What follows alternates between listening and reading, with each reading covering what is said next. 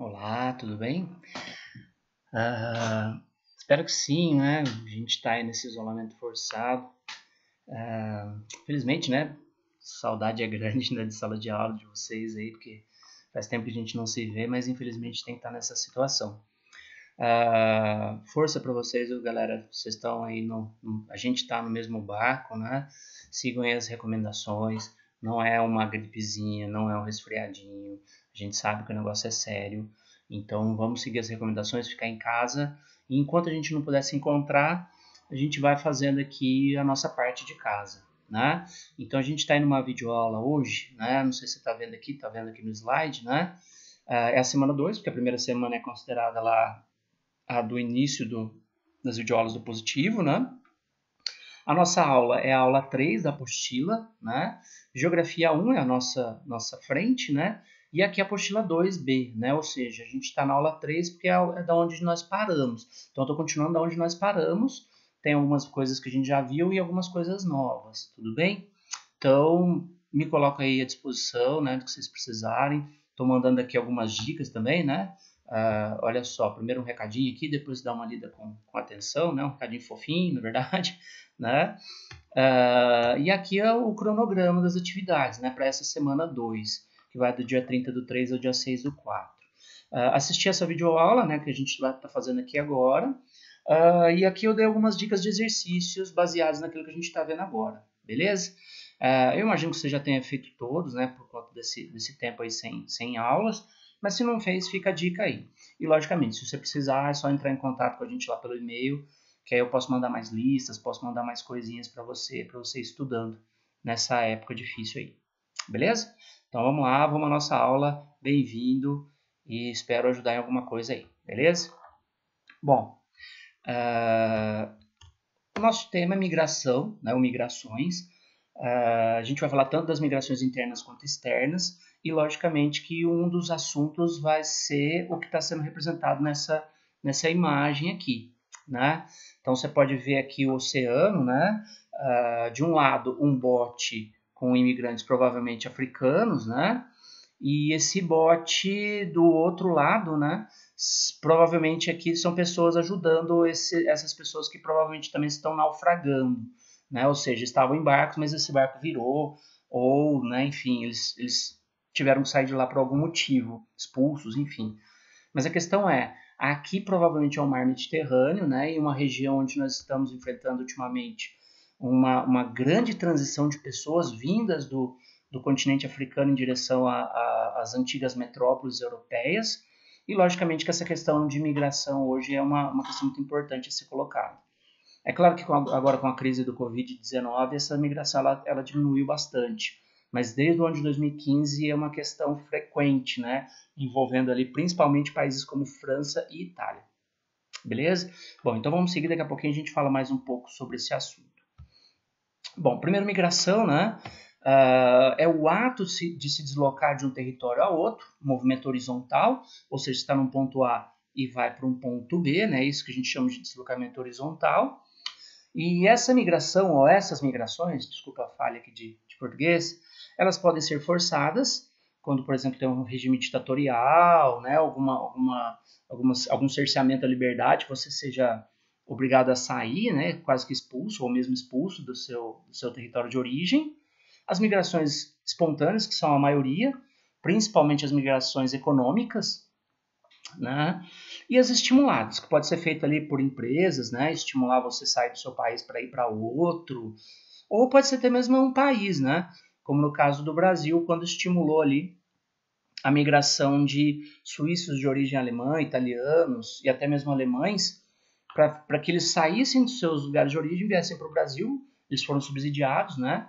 Com o intuito de trabalhar aqui nas nossas lavouras, nas nossas fábricas, ou mesmo um objetivo inicial que era o de branqueamento da população. Você deve ter visto isso em história já, né? Bom, a gente tem aqui também os conceitos de imigração e emigração, não sei se você vai lembrar isso, né? Mas imigração é aquele que entra num país e emigração é aquele que sai, né? Ou seja, o imigrante é o italiano para a gente. O italiano sai da Itália, vem para cá, ele é imigrante para o brasileiro. Para o italiano, ele é emigrante, ok? Bom, migrações temporárias são aquelas que podem ser consideradas como sazonais ou pendulares, sendo que as sazonais elas têm um período de tempo específico dentro de um ano. Por exemplo, o estudante que sai da sua cidade de origem para estudar numa universidade em outro lugar, em outra cidade, ele volta, sei lá, mensalmente, a cada 2 meses, a cada 6 meses. Aqui entra também o apanhador de café, né, que sai do norte de Minas ou até do Nordeste para trabalhar nas lavouras aqui do Sudeste, né? Então isso pode ser considerado uma migração sazonal ou transumância. E as pendulares são as migrações diárias, elas fazem um movimento de pêndulo, né? Essa migração diária ela também é conhecida como commuting, né? Migração pendular, migração diária ou commuting. E as cidades em que a pessoa mora, mas que ela não exerce a sua atividade de trabalho ou de estudo, por exemplo, é chamada de cidade dormitório. Então, por exemplo, eu moro na cidade A, só que eu trabalho e estudo o dia inteiro na cidade B. E eu só volto para a cidade A para dormir, ou passar o final de semana, ou descansar, enfim. Mas essa cidade ela é considerada ali a cidade dormitório. Tudo bem? Então tá. Por fim, as migrações permanentes são aquelas de caráter definitivo. Exemplo, o migrante da sua cidade que vai morar nos Estados Unidos, por exemplo, e está lá até hoje. Beleza? Bom, podemos seguir aí. Agora, aqui a gente tem um mapinha, né? Alguns mapinhas que mostram alguns fluxos migratórios no Brasil. São só exemplos, tá? Não significa que é a realidade completa. Então pensa aí que esses fluxos eles vão variar, inclusive, né? O último mapa, que é o mapa 3, ele é um mapa de 1990, então a gente tem muita mudança nesses últimos 30 anos, tudo bem? Mas a essência é a mesma. Perceba, ó, quanto maior a seta, quanto mais larga a seta, maior o fluxo de pessoas, tudo bem? Então depois você dá uma olhada aqui com mais calma. Esse segunda imagem aqui, está falando da migração por região no Brasil. O mapa é de 2008, então é só um início de referência. E aí, de cada região, ó, quantas pessoas migraram dá. Aí tem todas as regiões aqui e você vai ver qual é o destino das pessoas dessas regiões, quais são os principais destinos. Ó, por exemplo, o Sudeste. Né? A setinha está mais larga aqui em direção ao Nordeste, porque principalmente as pessoas que saem do Sudeste elas vão em direção ao Nordeste. Beleza? Isso é só um exemplo, só para você ter uma ideia.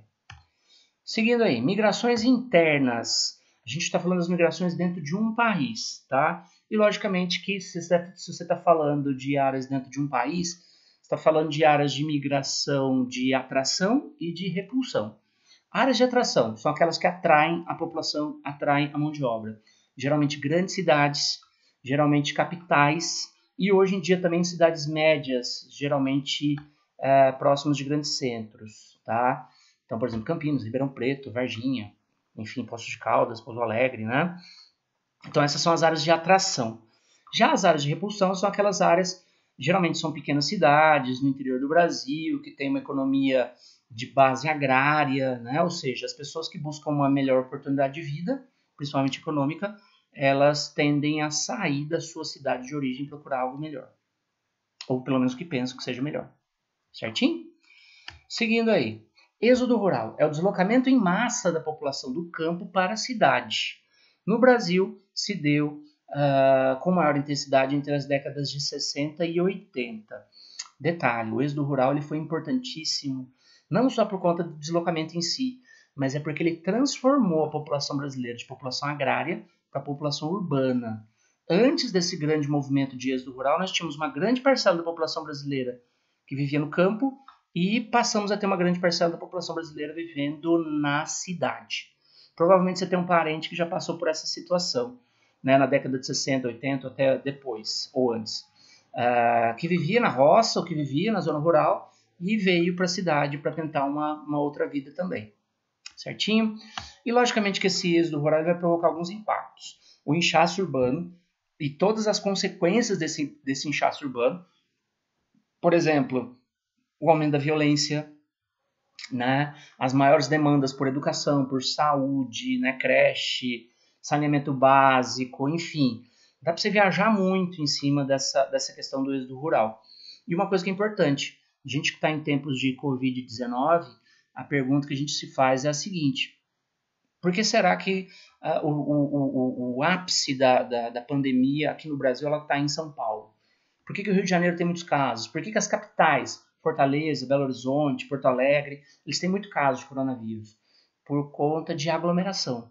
E essa aglomeração ela é explicada por essa questão das áreas de atração, por conta das áreas de repulsão, né? Ou seja, um aglomerado de pessoas. Ah, João, você está querendo dizer então que o coronavírus ele acontece por conta do êxodo rural? É uma das causas. Não necessariamente, lógico, né? Mas é uma das causas. Beleza?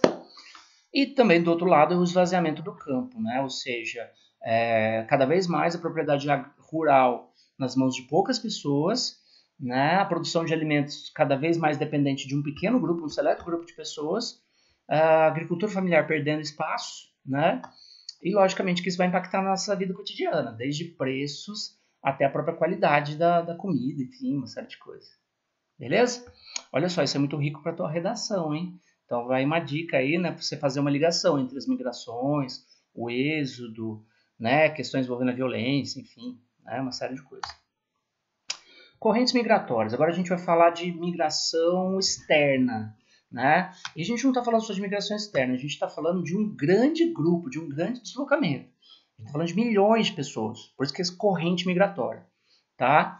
Elas vão acontecer durante toda a história da humanidade, mas em determinadas épocas isso é mais forte, tá? Eu coloquei aqui um exemplo de diásporas judaicas para falar da expulsão dos judeus da Terra Santa durante, né, várias vezes, né? Seja por árabes, seja por romanos, seja, enfim, né? Então essas diásporas elas mostram um grande deslocamento e uma grande corrente migratória, tá? Nos últimos 150 anos a gente tem aí uma movimentação muito intensa. Lembra, últimos 150 anos está pegando aí o período da segunda revolução industrial. Então, a partir da segunda revolução industrial, essas correntes migratórias elas se intensificaram, principalmente por conta da diferença entre países ricos e pobres e a mudança de pessoas de países pobres em direção aos países ricos, que é o grande fluxo migratório que a gente tem nos dias atuais. Beleza? Bom, então aí a gente tem duas fases dessa movimentação intensa. A primeira delas, que vai de 1870, ou seja, início da segunda revolução industrial, a 1930, que ela se baseia na Europa e vai em direção a países asiáticos, da Europa e países asiáticos em direção à América, África e Oceania. Por quê? Porque a Europa, e principalmente o Japão, passavam ali por momentos turbulentos do ponto de vista político, né? Passavam ali por dificuldades e muitos desses migrantes, então, foram para essas áreas, né? Um destaque aqui para o Brasil, né, que recebeu muitos italianos, muitos alemães, e um destaque também, por exemplo, para a Austrália, que era recém-descoberta, né? Novíssimo mundo, e acabou sendo muito povoada ali por ingleses, né? Também a própria Nova Zelândia, por aí vai, tá? Bom, e dos anos 1930 aos dias atuais, a gente tem um fluxo inverso, né? Ou seja, dos países pobres, principalmente africanos e americanos, né? No caso da América Latina, em direção aos países ricos. Detalhe, não é qualquer país rico. São países ricos que ofereçam uma oportunidade, uma chance, mas principalmente as antigas metrópoles. Então, por exemplo, o argelino ele prefere ir para a França do que ir para a Alemanha. Por quê? Porque a França ela colonizou a Argélia, né? Questão de idioma, né? Enfim, né? A proximidade, enfim, uma série de coisas. Tá? Então pensa nisso, a gente vai continuar falando daqui a pouquinho mais um pouco sobre isso. Bom, aqui um mapinha, né? Que depois eu queria que você olhasse com atenção os movimentos migratórios do século XVI ao início do século XX. Então, inicialmente, é aquele movimento migratório que envolve países europeus, asiáticos, em direção à América, né? Olha aí, por exemplo, a setinha azul são os europeus, né? Então, os europeus eles foram em grande quantidade para os Estados Unidos, Canadá, para a América Latina, olha lá o Brasil recebendo uma galera, e também para a Oceania, né? Então, você pode perceber aí um desses grandes fluxos, alguns desses grandes fluxos, beleza? Bom, movimentos migratórios atuais. A gente está falando agora da atualidade, né? Primeiro, o mundo ele vem enfrentando desde 2015 o maior movimento migratório desde o fim da Segunda Guerra Mundial. Isso significa que, principalmente por conta da globalização econômica, por conta das facilidades que as redes sociais elas proporcionam em relação à informação, em relação enfim, a possibilidade de você descobrir realidades novas, né, mundos novos, enfim, uma série de situações fizeram com que essas migrações elas aumentassem, até melhoria das condições de vida, enfim, né? Isso significa que esse desafio é um desafio que não é novo, mas é um desafio grande que o mundo vem enfrentando ultimamente, né? Inclusive isso explica, por exemplo, aquela imagem inicial da nossa aula, né? Que é o oceano, aqueles botes lá com africanos e por aí vai, certinho? O que mais? Na Europa Ocidental a gente tem algumas áreas de fluxo aí, né? O Mediterrâneo, que recebe pessoas principalmente oriundas ali da África subsaariana, ou seja, das ex-colônias europeias, e o leste europeu, que vai receber gente tanto do leste europeu quanto do Oriente Médio, por exemplo, né? E no caso do Oriente Médio tem muita gente também que migra a partir do Mediterrâneo, tá? Então olha lá, ó, migrantes oriundos de ex-colônias africanas, Oriente Médio e países pobres do leste europeu. Estes são as principais áreas de origem da migração para a Europa nos dias atuais. Ok? Bom, seguindo aí, a gente tem os campos de refugiados, ou seja, um país ele não consegue absorver a demanda grande por entrada desses refugiados e, logicamente, que então algumas estruturas provisórias elas vão ser montadas nesses países, né? A gente tem uma agência da ONU, que é a Acnur, que é a responsável pelo gerenciamento de alguns desses campos de refugiados, ou seja, prestam assistência desde educacional, saúde, né? Enfim, compras de alimentos, remédios, enfim. Mas essas primeiras atenções, né, até porque o imigrante não pode ficar desassistido, elas são fornecidas pela Acnur da ONU. Tudo bem? Beleza, vamos seguir aí.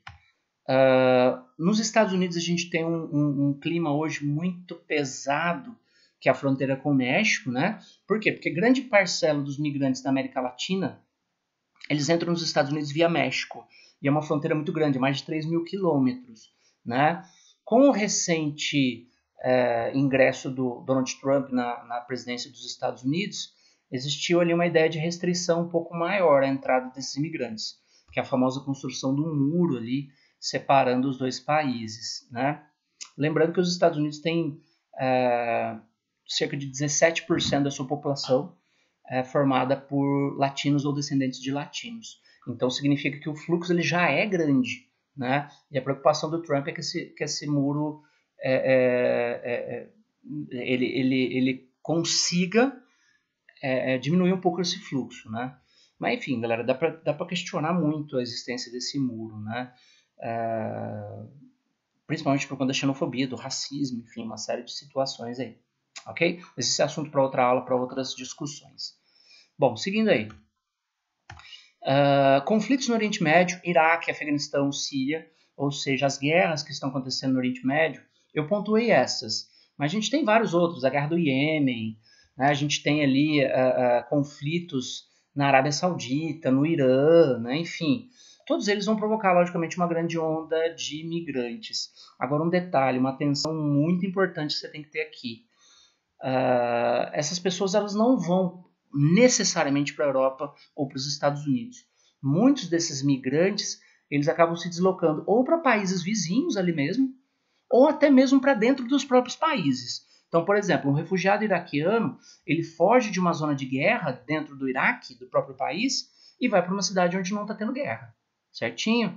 Então, inclusive, esse é o maior fluxo. Às vezes o pessoal pensa assim, não, mas a maioria dos iraquianos estão indo para a Alemanha.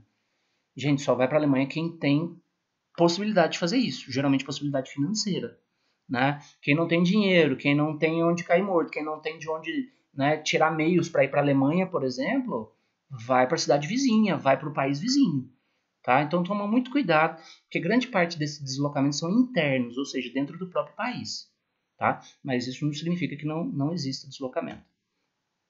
Bom, Você tem algumas áreas de recepção de imigrantes, ou seja, ao invés de tá expulsando ou adotando medidas restritivas, eles estão aceitando imigrantes, né?